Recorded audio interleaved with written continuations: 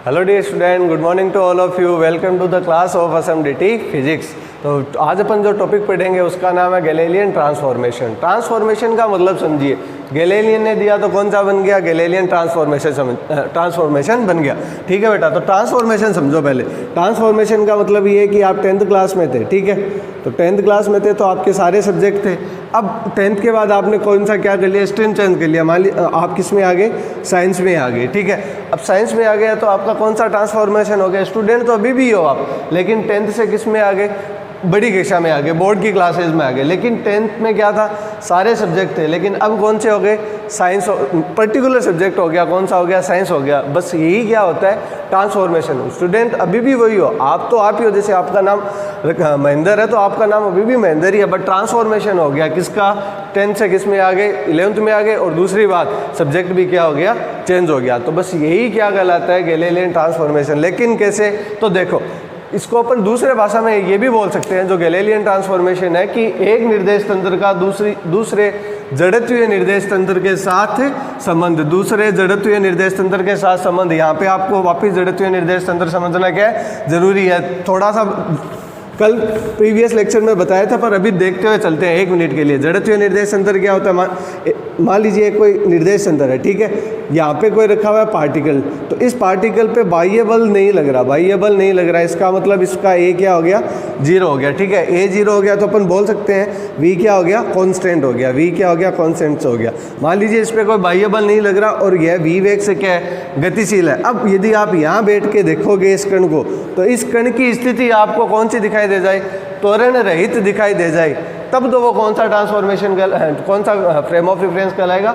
जड़त्वीय निर्देश तंत्र। ठीक है बेटा, तो गैलीलियन ट्रांसफॉर्मेशन की यहाँ से परिभाषा समझो। गैलीलियन ट्रांसफॉर्मेशन कहता क्या है? यदि किसी कण की देखो लिखा रहा हूँ, यदि किसी कण की स्थिति, यदि आपको किसी कण की स्थिति किसी निर्देश तंत्र, अब वो जड़त्वीय हो भी सकता है, नहीं भी हो सकता है, लेकिन यहाँ पे अपन जड़त्वीय लेके चलेंगे। यदि किसी कण की स्थिति किसी निर्देश तंत्र के सापेक्ष, किसी निर्देश तंत्र के सापेक्ष, है ना बेटा, निर्देश तंत्र के सापेक्ष पता हो, आपको पता हो, सापेक्ष पता हो, तो वह रूपांतरण संबंध, रूपांतरण मतलब ट्रांसफॉर्मेशन, तो वह रूपांतरण संबंध जिसके द्वारा आप किसी अन्य निर्देश तंत्र के सापेक्ष, जिसके द्वारा, वह रूपांतरण संबंध नहीं लिखा है, थोड़ा लेंथी हो जाएगा, वीडियो भी लंबा हो जाएगा, तो समझाऊंगा एक बार। देखो, तो वह रूपांतरण संबंध जिसके द्वारा उसी वस्तु की स्थिति, देखना, उसी वस्तु की, बहुत इंपॉर्टेंट परिभाषा है, लिखना चाहो तो लिख लेना, इजी करके समझाया, ठीक है। तो वह रूपांतरण संबंध जिसके द्वारा उसी वस्तु की स्थिति अन्य निर्देश तंत्र के सापेक्ष ज्ञात की जा सके।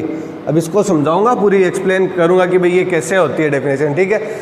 जिसके द्वारा उस वस्तु की स्थिति अन्य निर्देश तंत्र के सापेक्ष, अन्य निर्देश तंत्र के सापेक्ष क्या की जा सके? ज्ञात की जा सके। सापेक्ष ज्ञात की जा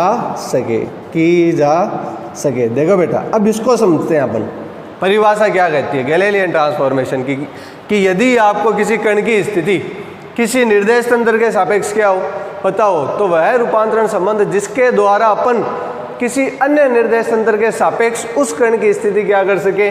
ज्ञात कर सके, तो वही रूपांतरण संबंध अर्थात जो रिलेशन आएगा ना बेटा, वही रिलेशन क्या कहलाएगा? Galilean transformation. ध्यान रखना, MDS यूनिवर्सिटी के सिलेबस के अकॉर्डिंग आपको डेड नंबर का सेक्शन आता है, ठीक है। अब उस सेक्शन में 10 क्वेश्चन पूछे जाते हैं, तो हो सकता है कि आपको केवल और केवल क्या पूछ ले? डेफिनेशन पूछ ले। किसकी? गैलीलियन ट्रांसफॉर्मेशन की। गैलीलियन ट्रांसफॉर्मेशन को परिभाषित कीजिए। हो सकता है कि आपको डायग्राम से पूछ ले, डेढ़ नंबर में तो 30 शब्द में तो लिखना पड़ेगा ना। तो डेफिनेशन तो क्या हो जाएगी? यदि किसी कण की स्थिति किसी निर्देश तंत्र के सापेक्ष क्या हो? पता हो, तो ऐसा रूपांतरण संबंध जिसके द्वारा उसी कण की स्थिति किसी अन्य निर्देश तंत्र के सापेक्ष क्या की जा सके, बताई जा सके, तो वह संबंध क्या कहलाएगा, गैलेलियन ट्रांसफॉर्मेशन कहलाएगा। तो अब बेटा देखिए, अब अपन क्या करेंगे, इसको एक्सप्लेन करेंगे कि जो डेफिनेशन लिखाई है उसका मतलब क्या है। तो देखो बेटा, अब अपन यहाँ पे समझते हैं इसको। मान लीजिए एक क्लासरूम है, उसमें एक बल्ब लगा हुआ है, ठीक है, उसमें कोई एक एलईडी बल्ब लगा हुआ है, ये एलईडी बल्ब है, उसको दो स्टूडेंट देख रहे हैं। अब देखना इसको एक्सप्लेन कैसे कर रहा हूँ। उसको दो स्टूडेंट देख रहे हैं, पहला स्टूडेंट देख रहा है यहाँ से, ठीक है, ये लीजिए। अब ये स्टूडेंट इसको देख रहा है, तो ये क्या बन गया, एक स्टूडेंट को एस मान दीजिए, ठीक है, उसके सापेक्ष इसका क्या बन गया, एक पोजीशन वेक्टर बन गया, पोजीशन वेक्टर बन गया बेटा आर, ठीक है। अब उसी बल्ब को मान लीजिए कोई, मैं यहाँ पे खड़ा हूँ और उस बल्ब को देख रहा हूँ, अब उसी बल्ब को कोई मेरे से आगे खड़ा हुआ बंदा देख रहा है, ठीक है, मेरे से आगे खड़ा हुआ देख रहा है, इसका मतलब उसका खुद का कोई क्या होगा, अपना निर्देश तंत्र होगा। तो यहाँ पे ले लीजिए, यहाँ पे खड़ा है और वो किसको देख रहा है, वो बल्ब तो उसी को देख रहा है ना, तो उसके सापेक्ष इसका निर्देश तंत्र क्या हो गया। थोड़ा सा ऊपर बना लेते हैं इसको, थोड़ा सा ऊपर बना लेते हैं ताकि क्लियर हो जाए। देखिए पहले तो ये कि यहाँ पे कोई एक बॉडी है और बल्ब को क्या देख रहा है, एक स्टूडेंट देख रहा है। अब कोई दूसरा स्टूडेंट यहाँ पे खड़ा है जस्ट उसके आगे, अब वो भी क्या कर रहा है, देख तो उसी क्यों क्या रहा है, बल्ब को देख रहा है। तो बताओ इसका और इसका क्या पोजीशन वेक्टर सेम होगा, नहीं होगा। ये एस है तो एस के सापेक्ष क्या हो जाएगा, आर हो जाएगा बेटा। और ये इसको एस डैश मान लीजिए स्टूडेंट को, तो ये क्या हो गया, आर डैश हो गया। हुआ कि नहीं हुआ। अब एक बात बताओ, एस और एस डैश इन दोनों में क्या रिलेशन हो सकता है। तो इन दोनों में क्या रिलेशन हो सकता है, तो समझ रहा, मैं यहाँ पे खड़ा हूँ, दूसरा वाला आगे खड़ा है, तो हम दोनों के बीच की डिस्टेंस क्या कहला जाएगी, रिलेशन बन गया ना हमारा। तो यहाँ से लीजिए, देखो यहाँ से इसको मैं क्या बोल दूं बेटा, आर नोट। आर नोट का मतलब निर्देश तंत्र एस की, निर्देश तंत्र एस की एस डैश के सापेक्ष, एस डैश के सापेक्ष क्या हो गई, स्थिति होगी। एस डैश के सापेक्ष क्या होगी बेटा, स्थिति होगी। ठीक है, अब देखिए तो ये कितना हो गया, आर नोट हो गया। ठीक है, तो अपन एरो कैसे देंगे, ऐसे दिख रहा है, ऐसे दिख रहा है, ऐसे दिख रहा है। अब देखो परिभाषा, परिभाषा क्या थी, यदि किसी निर्देश तंत्र के सापेक्ष आपको किसी कण की स्थिति क्या हो पता हो, तो ये आर क्या है पता है ना। तो ऐसा रूपांतरण संबंध जिसके द्वारा उसी वस्तु की स्थिति किसी अन्य निर्देश तंत्र के सापेक्ष क्या हो पता चल जाए, तो वह रूपांतरण संबंध क्या कहलाता है, हमारा गैलीलियन ट्रांसफॉर्मेशन। तो देखो बेटा, अपन को ओवरऑल क्या फाइंड आउट करना है, आर डैश की वैल्यू। आर डैश की वैल्यू यदि मिल गई तो अपन बोल सकते हैं कि हम क्या बना लेंगे, गैलीलियन ट्रांसफॉर्मेशन बना लेंगे। तो बनाइए बेटा, यहाँ से आर डैश कितना हो जाएगा, तो वो त्रिभुज योग नियम लगा दें। त्रिभुज योग नियम लगाओगे तो R not plus R dash equal to क्या आ जाएगा, R. R not plus R dash plus R dash equals to कितना आ जाएगा, आर। अपन को वैल्यू फाइंड आउट करनी है किसकी, आर डैश की। तो आर डैश की value nothing but R minus R not, R minus R not. ये लीजिए बेटा, ये क्या होता है, गैलीलियन ट्रांसफॉर्मेशन होता है। उसकी अलग अलग कंडीशन रहेगी। मान लीजिए ये दोनों क्या हो, आपस में संपाती हो। ऐसा भी हो सकता है बेटा कि जैसे, चलिए डियर स्टूडेंट, अब अपन बात करते हैं पहले केस की। पहले केस का मतलब जो दोनों निर्देश तंत्र प्रारंभ में क्या हो, संपाती हो। संपाती का मतलब एक दूसरे पे हो। जैसे मान लीजिए ये एक्स वाई जेड है ना, तो इसी के ऊपर एक्स आ जाए, वाई आ जाए और जेड आ जाए। एक बिंदु जब दूसरे बिंदु के ऊपर आ जाए तो क्या कहलाता है, संपाती कहलाता है। अब निर्देश तंत्र है तो तीनों एक्सिस आएगी ना, इसका मतलब प्रारंभ है। देखना जब t बराबर 0 पे, t बराबर 0 पर दोनों निर्देश तंत्र कौन सा बेटा, एस व एस डैश क्या है, आपस में संपाती है। संपाती है इसका मतलब x बराबर क्या होगा, x डैश होगा, y बराबर y डैश और z बराबर z डैश।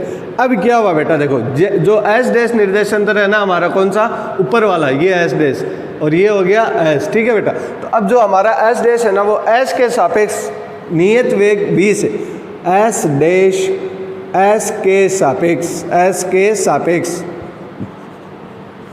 नियत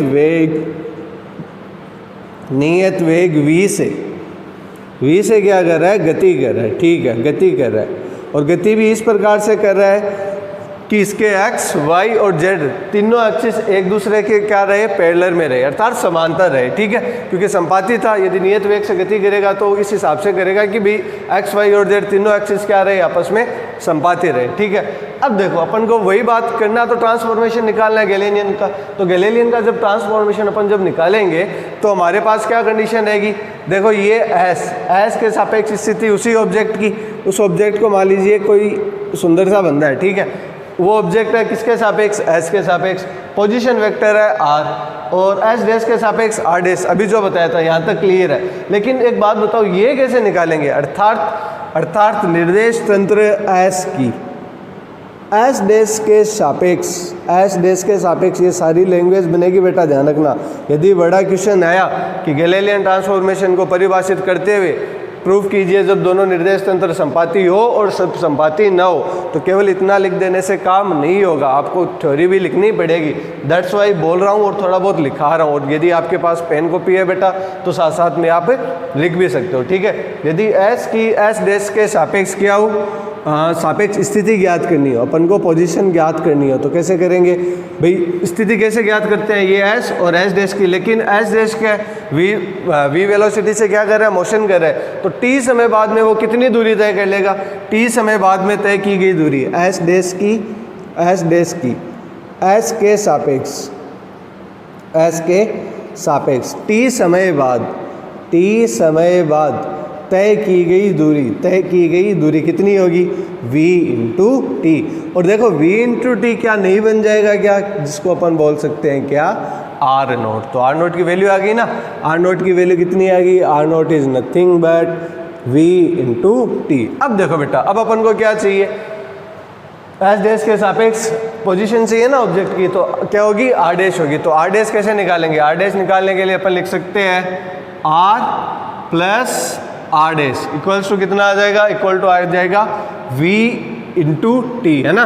तो आर डैश की वैल्यू कितनी आ जाएगी, आर डैश की वैल्यू आ गई v इंटू टी, और माइनस कितना आ जाएगा, माइनस आ जाएगा r, क्या आ जाएगा, r आ जाएगा। देखो सही लिखा है क्या, आपको जोड़ना था ये और ये, क्या जोड़ना था, R dash plus R not जोड़ना था। क्यों, क्योंकि देखो त्रिभुज योग नियम कैसे लगता है, ये कर्मागत है ना, तो अपोजिट जो साइड है वो अपोजिट डायरेक्शन में आ रही है ना, तब त्रिभुज योग नियम लगता है। इसका मतलब हमने एक गलती की है, क्या की है, अपन को जोड़ना था R dash plus R not. किसको जोड़ना था, R dash plus R not को। तो जोड़िए R dash plus R not equal to कितना आ जाएगा, आर डैश और आर नोट इक्वल टू आ जाएगा आर वेक्टर, ठीक है। यहाँ से आर डैश की वैल्यू निकल जाएगी कितना, सिंपल एकदम आर माइनस आर नोट। ये लीजिए, गैलीलियन ट्रांसफॉर्मेशन तो इतना ही है कि जब दोनों निर्देश तंत्र प्रारंभ में संपाती हो ना, इसका ट्रांसफॉर्मेशन तो इतना ही है। लेकिन अपन को कोऑर्डिनेट में लाना हो तो कैसे लाएंगे, देखिए आर डैश है ना, आर डैश को अपन मान लेते हैं जो एस डैश में जो कोऑर्डिनेट है, एस डैश में कोऑर्डिनेट बोल दीजिए या निर्देश बोल दीजिए, ये है एक्स डैश, वाई डैश और जेड डैश, ठीक है।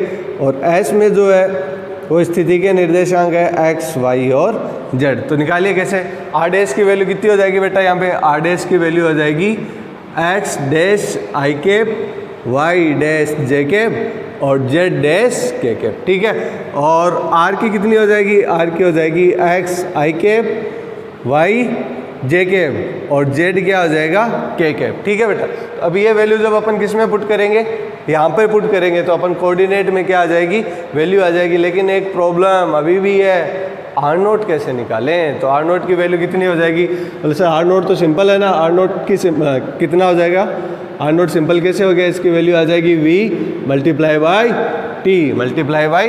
अब क्या कर दीजिए, बस वैल्यू पुट कर दीजिए। अब ये v है तो v के भी एक्स वाई जेड तीनों कोऑर्डिनेट हो गए ना, तो अपन v को लिख सकते हैं कितना, v x I cap, v Y J cap और v जेड के कैप लिख सकते हैं। ये लीजिए बस, तो अब ये पूरा ही कंप्लीट हो गया। इसको आप इक्वेशन 1 बोल दीजिए, इसको आप इक्वेशन 2 बोल दीजिए और इक्वेशन 3 बोल दीजिए, और इसको बोल दीजिए equation 4। Put the value of 1 2 3 in equation 4 और क्या निकल आएगा, हमारा आंसर निकल आएगा। तो पुट करें, आंसर निकाले, तो देखिए आइए, R dash is nothing but X dash I cap, Y dash J cap और जेड डैश सिंपल हुआ ना, के कैप, ठीक है। चलिए आगे, आर क्या हो गया, आर हो गया x I cap, Y J cap और जेड के कैप, माइनस कितना आ जाएगा, माइनस आ जाएगा ये सारा का सारा V X I cap, V Y J cap और वी जेड के कैप। अब कंपैरिजन कर लीजिए। कंपैरिजन देखिए बेटा, आई सब में है ना, तो आई जे और के अकॉर्डिंग क्या कर लीजिए, कंपैरिजन कर लीजिए। तो एक्स डैश की वैल्यू कितनी आ जाएगी, एक बार बेटा इसका स्क्रीनशॉट ले लीजिए, फिर अपन आगे चलते। देखिए आइए, हाँ जी, अब देखो एक्स डैश की वैल्यू निकाल दो। तो एक्स डैश की वैल्यू आ जाएगी, एक्स डैश आ जाएगा X minus V X into T. Y dash कितना आ जाएगा, Y minus V Y into T. और जेड डैश कितना आ जाएगा बेटा, जेड डैश आ जाएगा Z minus V Z into T. ये लीजिए आपका हो गया गैलीलियन ट्रांसफॉर्मेशन। किसके लिए, जब दोनों निर्देश तंत्र प्रारंभ में क्या हो, संपाती हो। वीडियो पसंद आया, कुछ टॉपिक समझ में आया, यदि आया तो लाइक एंड शेयर करना। दूसरी बात, कल पढ़ेंगे अपन कौन सा, जब दोनों निर्देश तंत्र प्रारंभ में संपाती न हो। तो ये था गैलीलियन ट्रांसफॉर्मेशन। इंपॉर्टेंट है भाई, डेढ़ नंबर में या तो जड़त्वीय या जड़त्वीय की परिभाषा पूछ लेगा, या गैलीलियन ट्रांसफॉर्मेशन की परिभाषा पूछ लेगा, या हो सकता है कि केवल और केवल आपको एक ही कंडीशन पूछ ले कि जब दोनों निर्देश तंत्र प्रारंभ में क्या हो, संपाती न हो। तो ये था कौन सा टॉपिक हमारा।